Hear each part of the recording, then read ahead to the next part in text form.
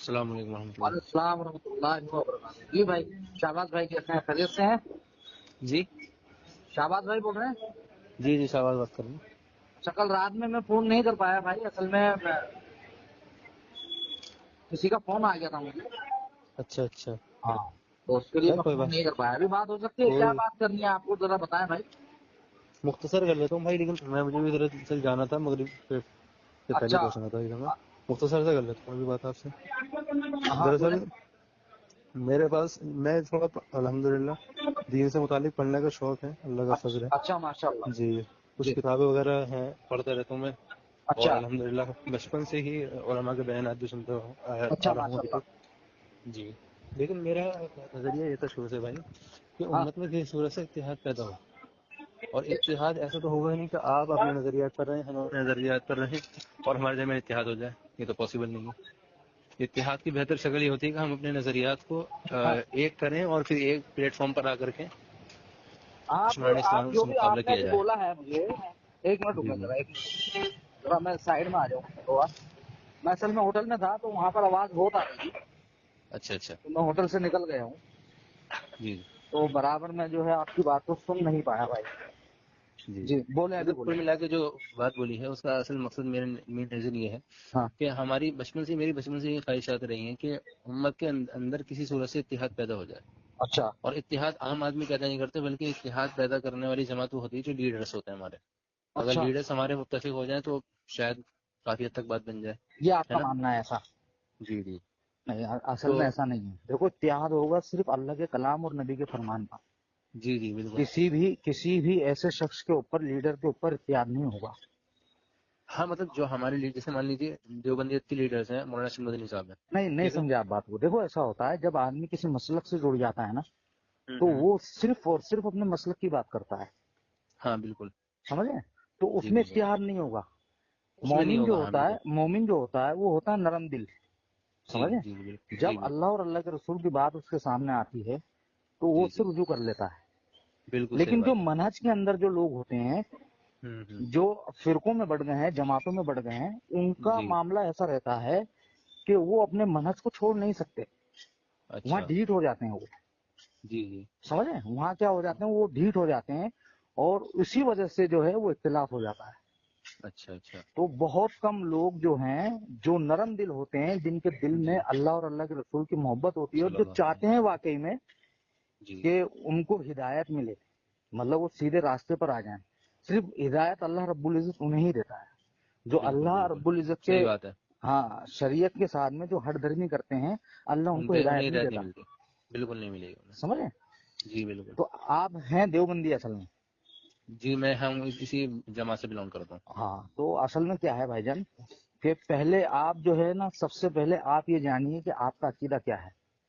کیونکہ جی میں اکثر جتنے بھی عالم دین سے گفتگو کرتا ہوں، جتنے بھی حناف کے لوگوں سے میں گفتگو کرتا ہوں، ان جی کو جی نہ عقیدہ معلوم ہوتا ہے نہ ہی اصول معلوم ہوتے ہیں. تو جی وہاں جی بات گڑبڑ ہو جاتی ہے. جی تو آپ کو سب سے پہلے تحقیق کرنی ہے کہ بھائی آپ جس عقیدے پر ہیں، جیسے کہ جی جی. آپ کا ماننا ہے کہ تقلید شخصی کرنا واجب ہے، ضروری ہے ایک عام آدمی کے لیے. یہ عقیدہ تو نہیں ہے، یہ تو یہ ایک عقیدہ مسئلہ ہی ہے ہے. نا. کیوں نہیں، یہ ایک مسئلہ ہے. نہیں عقیدہ مسئلہ ہے. نہیں ہے. نہیں آپ غلط جگہ جا رہے ہو بھائی. اچھا یہ عقیدہ ہے. اسی وجہ سے تو منہج بن گیا نا. اس اچھا اچھا تقلید کی اچھا. وجہ سے ہی منہج بنا ہے. جی جی سمجھے؟ تو یہ عقیدہ جی ہے. جی. اچھا اور اس کے علاوہ جو عقائد جو ہمیں عقائد غلط ہے، بالکل مطلب آپ بالکل سمجھتے ہیں، ڈفرینٹ عقائد ہیں. جیسے اور دو چار اور بتائیں. جیسے کہ اللہ رب العزت کو جو ہے ہر جگہ ہر چیز کے اندر ماننا. جی جی سمجھے؟ ہر چیز کے اندر موجود ماننا. جی. اور تقلید امام کی چھوڑ کر پھر عقیدے کے اندر جو ہے نا ماتریدی اور اشعری کرنا. اچھا اچھا. اور اور امام ابو حنیفہ کی طرف جو منسوخ کیے گئے ہیں فتوے، جی ان کا دفاع کرنا. نماز جی. کو بالکل اپنا الگ کر لینا، روزے کو اپنا الگ کر لینا. یعنی احناف جو نماز پڑھا کرتے ہیں وہ قرآن سنت کے مطابق نہیں ہے. نہیں. اچھا اچھا اچھا. اور بہت ساری چیزیں ایسی. مطلب یہ بیسک عقائد ہے جس بنیاد جو ہمیں بیسک عقائد مطلب آپ کا تھنکنگ. وہی ہے تقلید. جی یہ تو میں نے آپ کو ایکسٹرا بتایا ہے، بیسک چیز ہے تقلید. بیسک تقلید ہے. ہاں جی. تو تقلید پر آپ جو ہے ریسرچ کیجئے، اس کو جو ہوں ہے اس کو جانیے تقلید آخر ہے کیا اور کب آئی ہے یہ اور کب ایجاد ہوئی ہے. ہوں اور اس کی وجہ سے کیا بگاڑ ہوا اور کیا نقصان ہوئے، سمجھے؟ انشاءاللہ بالکل. اچھا مختصر سی بات ایک یہ کہ چونکہ آپ جماعت سلفیہ سے تعلق رکھتے ہیں اور میں دیوبندی سے رکھتا ہوں، جی ہمارے ہاں ہمارے جو اکابر ہیں، جو ہم نے بطور خاص میں الیاس عمان صاحب کے بیانات سنے ہیں میں نے کافی، اچھا تو وہ یہ کہتے ہیں کہ اہل السنہ والجماعت کے جو اصول ہیں وہ 4 ہیں: اچھا قرآن، حدیث، اجماع، قیاس، جی یعنی قیاس شرعی. ہاں اور جو آپ کے اکابر کے میں نے کچھ سنے ہیں، کچھ بکس وغیرہ پڑھی ہیں، ہاں تو وہ بھی یہ کلیم کرتے ہیں کہ ان کے جو اصول ہیں وہ 2 ہیں، صرف قرآن اور حدیث. جی یعنی صحیح اجماع امت اور قیاس جو مجتہدین وغیرہ کے قیاس ہوتے ہیں، یہ اس میں یہ مغالطہ قیاس ہے. جماعت اہل حدیث کے نزدیک حجت نہیں ہے. کیا یہ نہیں بات صحیح ہے؟ یہ مغالطہ ہے آپ کو. پہلی بات تو یہ ہے، الیاس گھمن صاحب نے جو اپنے اصول بیان کیے ہیں وہ جھوٹ بول رہے ہیں. وہاں جیسے آپ کے اصول میں مقلدین کے لیے قرآن، حدیث، اجماع، قیاس ہے ہی نہیں. جب آپ جی اپنے وہ تو مطلب نہیں سمجھے، اجتہاد کی آپ حیثیت سے. سنیں میری بات کو سنیے، جیسا میں نے جی آپ کی بات کو سنا. جب آپ اپنے اصول کی کتابیں پڑھیں گے تو آپ کے اکابرین نے ہی یہ اصول بنائے ہیں کہ مقلد تقلید اس لیے کرتا ہے کیونکہ وہ ناسمجھ ہوتا ہے، اس کو علم نہیں ہوتا، وہ جاہل ہوتا ہے. ٹھیک ہے، وہ اسی جی لیے امام کو مقرر کرتا ہے تاکہ اس سے شریعت کی باتوں کو جانے، سمجھے اور عمل کرے. جی ٹھیک ہے، تو وہ قرآن اور حدیث اگر سمجھ لے تو پھر تکلیف جی. ختم ہو جاتی ہے. کوئی بھی اچھا شخص یہ دعویٰ کرتا ہے اگر مقلد کہ وہ قرآن اور حدیث کو سمجھ سکتا ہے تو پھر اچھا تکلیف وہاں پر ختم ہو جائے گی. جی بالکل. جیسے کہ آپ کی کتاب ہے مسلم الثبوت، ارشاد القاری، سمجھیں؟ اس کے اندر واضح طور پر لکھا ہے کہ مجتہد کے لیے 4 اصول ہیں: جی قرآن، حدیث، اجماع اور قیاس. اور مقلد کے لیے صرف واحد ایک اصول ہے، وہ ہے قول امام. آپ جب در جی مختار پڑھیں گے، شرح اس کی کشف الاسرار، اس کے اندر جی بھی یہی ہے کہ امام ابو حنیفہ کے قول کو رد کرنے والے پر بے شمار لعنت ہو. اچھا ارشاد اچھا. القاری بھی جب آپ پڑھیں گے اس کے اندر بھی یہی بات ملے گی. اصول شاسی نے یہاں تک لکھا ہے کہ حناف کے نزدیک جو ہے ابو ہریرہ رضی اللہ تعالیٰ عنہ اور انس بن مالک رضی اللہ تعالیٰ عنہ غیر فقیہ ہیں. اگر ان سے کوئی روایت آئے گی تو اس روایت کو نہیں لیا جائے گا بلکہ قیاس پر عمل کیا جائے گا. اور آپ اچھا کی سب سے بڑی جو اصول کی کتاب ہے اصول الترقی، اس کے اندر لکھا اصول. ہے ہاں کہ حناف کے خلاف اگر قرآن کی کوئی آیت آئی تو اس میں تعویل کر کر اس کو اپنے مذہب کے مطابق، اپنے مسلک کے مطابق بنانے کی کوشش کی جائے گی. بن گئی تو لیا جائے گا اس آیت کو، نہیں تو اس آیت کو منسوخ مانا جائے گا. اسی اچھا طریقے سے حدیث کے تعلق سے بھی ہے. اچھا. یہی سمجھ مطلب یہی کانسیپٹ. کیا کانسیپٹ یہ اصول ہے بھائی جان آپ کے؟ نہیں نہیں، جو ابھی آپ نے قرآن بتایا نا، اسی طریقے سے حدیث کے تعلق سے، یعنی جو قرآن کے تعلق سے بتایا آپ نے وہی حدیث کے بارے میں بھی ہے. جی جی جی جی. اچھا اچھا. تو اس کو چاہیے تو میں اس کے اسکین آپ کو بھیج سکتا ہوں انشاءاللہ، بالکل بھیجیے گا جو ذرا. بھی چیز میں نے آپ کو بولی ہے. جی جی دوسری چیز کیا ہے بھائی جان کہ جب بات اصلاحی ہو، سمجھے، جب جی جی. ایگو کو سائڈ میں رکھ کر اور خالص اللہ اور اللہ کے رسول کے لیے بات کی صلی جائے، اللہ علیہ اور وسلم. جو جی. چیز جو ہے واضح طور پر مل جائے اور اس کو مان لیں تو اس کو کہتے ہیں اصلاح. جی جی بالکل. سمجھے؟ جی جیسے کہ کوئی چیز میں اگر واضح طور پر آپ کو پیش کر رہا ہوں قرآن سے یا جی حدیث سے، ٹھیک ہے، جی. تو وہ چیز آپ کے اوپر فرض ہو جاتا ہے کہ آپ اس کو مان لیں واضح طور پر، جس پر باقی کے لوگ بھی متفق. جی سمجھے؟ اجماعی طور پر بھی جو چیز ثابت ہو. سمجھے کہ نہیں؟ جی جی. اچھا، دوسری چیز آپ نے یہ کہی کہ ہم لوگ یہ کہتے ہیں کہ ہمارے دو اصول ہیں: اللہ کا کلام، نبی کا فرمان، اطیع اللہ و اطیع الرسول، ہے نا؟ جی بالکل. یہی کہا نا آپ نے؟ جی میں سنا ہوں. کیا مصروف ہو گئے کیا؟ جی جی بولیے. میں یہ کہہ رہا ہوں جیسے کہ آپ نے یہ کہا کہ اہل الحدیث کے 2 اصول: اطیع اللہ و اطیع الرسول، کتاب اللہ اور کتاب. فرمان رسول، ہے نا؟ جی تو آپ مجھے یہ بتائیے کہ اجماع اور قیاس قرآن حدیث سے نکلا ہے یا یہ الگ چیز ہے؟ بالکل نکلا تو اسی سے. تو بس اس کے لیے ہم شارٹ فارم میں واضح طور پر لوگوں کو اللہ اور اللہ کے رسول کی طرف بلاتے ہیں، اور ہم اجماع کو بھی مانتے ہیں اور قیاس کو بھی، شرعی قیاس کو بھی مانتے ہیں. یہاں تک کہ میں اچھا یہ ثابت کر سکتا ہوں آپ کو کہ حناف جو یہ دعویٰ کرتے ہیں کہ وہ اجماع کو مانتے ہیں لیکن وہ مانتے نہیں ہیں. اچھا. جی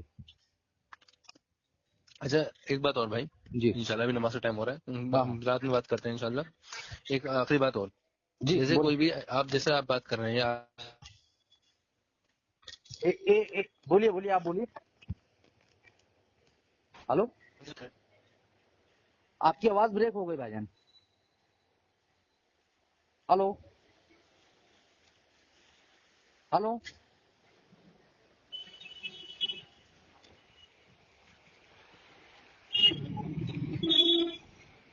ہلو،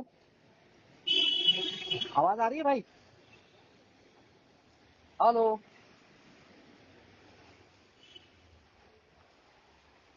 رہا ہے نا میرے خیال میں جیسے ہیلو، بہت.